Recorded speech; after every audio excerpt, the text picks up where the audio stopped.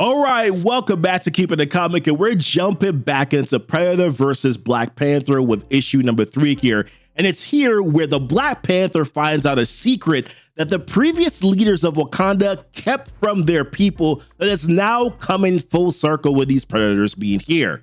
The Yatja are also continuing to round up all of the vibranium, and Shuri gets desperate and calls for some outside help to help her to get back into Wakanda. Now we pick up on the story here with the leader of the Yatja crew looking and dreaming about the power of the vibranium that he is holding in his hands.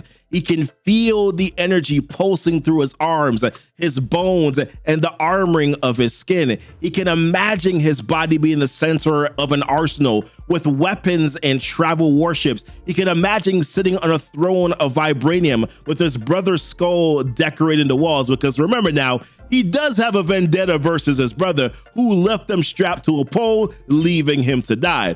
And we can also see his men carrying hordes of vibranium gear back to their ship. Now outside, one of his men skins a lion for some reason and then takes its skull as a prize. And then he gets a vibranium staff through his chest in a surprising change of events here. And ooh-wee, look at that green blood. Now the staff was from Okoye, who is mentioned here to know the jungle and the mountains like her own body. And it's clear now that the hunters are now becoming the hunted. Now up top, one more of the Yatjas is stalking her as prey, but luckily T'Challa was also scouting him as well. So he jumps down, he cracks his neck, and then he throws him down out of the tree. Now, as they all kind of come back together here, members of the Dora Milaje, T'Challa, and the Atut Saraze, Akili from the Atut Saraze mentions how they must hurry as the burning Zana is probably already under siege.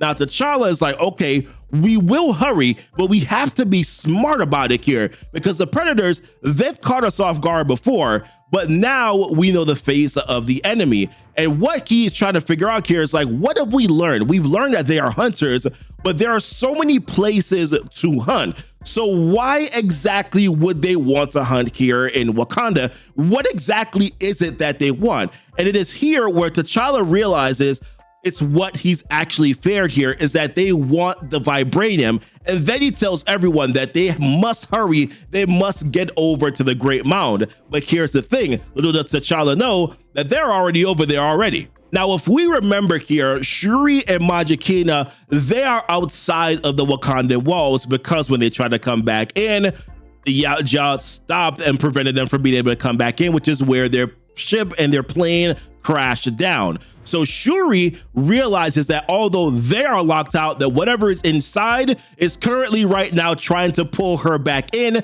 and that thing is not locked out. So Magikina tries to help her by pulling her back, but all he does is ultimately puts himself in danger here, and the Yatja from inside of the Wakandan borders stabs him directly here in the stomach, and it is brutal. You can see those two blades going in and coming right out of this man's gut. Now, with whatever strength that this man has left, he tells Shuri that all water is connected to other water, just as all blood is connected to other blood, and that he will seek her again. But Shuri, of course, yells and tells him to get back, but before he could, the Yatja puts a spear right through this man's eye. This dude did not fare well in this sequence at all. And then Shuri does something that I'm gonna be honest with you, I can't quite believe that she really had the strength to do, but I could be wrong here. She pulls the Yatja through the barrier using her own body weight. So I guess, you know, that added sort of element to it does make it make sense, but I'm gonna leave it alone still.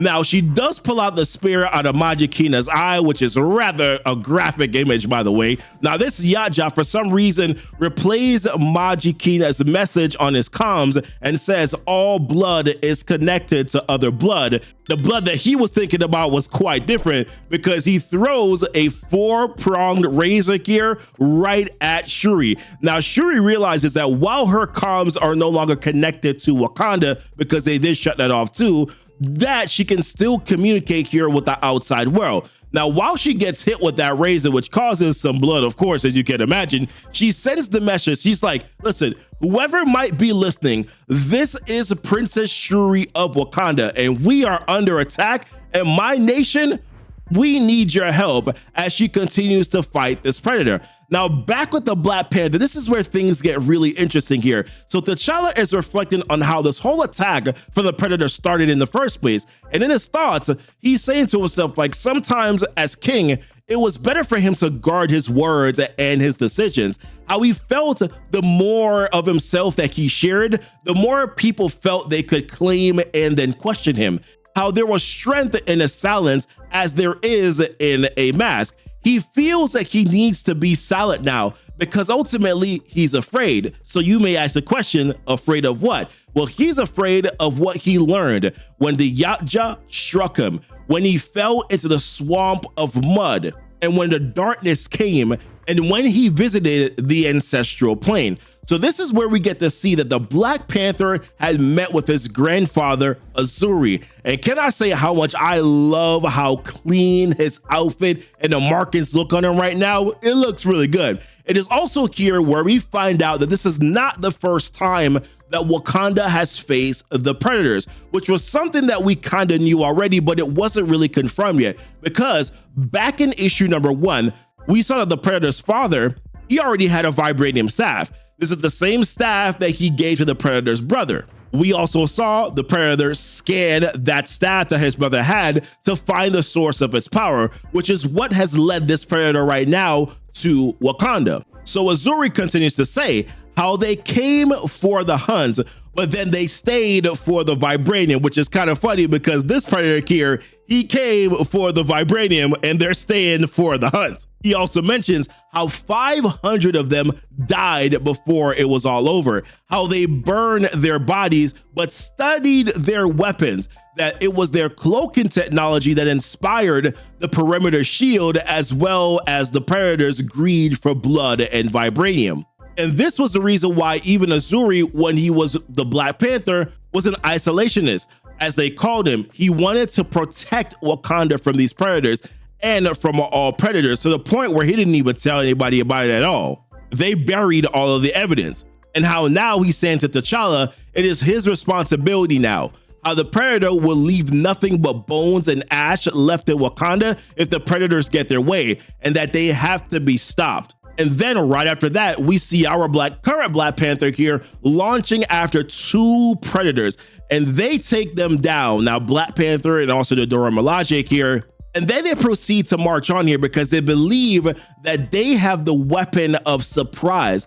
But they made a big mistake here because they left one of the 2 Yatjas alive, and that Yatja was able to alert the others that they were coming. And now that crew is just sitting there waiting for blood. Now, back outside of Wakanda, Shuri is able to take down her Predator, and she's putting the finishing touches on him, so to speak. Then she decides to take off his helmet, and then starts to realize that this thing is more than armor for them. It's a computer. Now, she's thinking that if she can decipher the technology, she could get back into Wakanda, but first realize here that there's something that is hovering over her in the sky. Now, when he drops down, she asks him, "Who are you?" And then he replies, "I'm Falcon. Captain America sent him to Africa to shut down a weapons dealer," and how he picked up her SOS, which then he tied to her coordinates from someone named Princess Shuri. But then he drops this line, which honestly made me laugh out loud here, "But you sure don't look like a princess." Now listen, what do you think about this issue here? Now, to catch up on the series, I do have a playlist that's going to be linked down here in the description so that you can catch up on those 2 previous issues over here to the left. Leave a like on this video here for the algorithm. Subscribe if you are new to the channel. And as always, thank you so much for kicking it with Keepin' the Comic.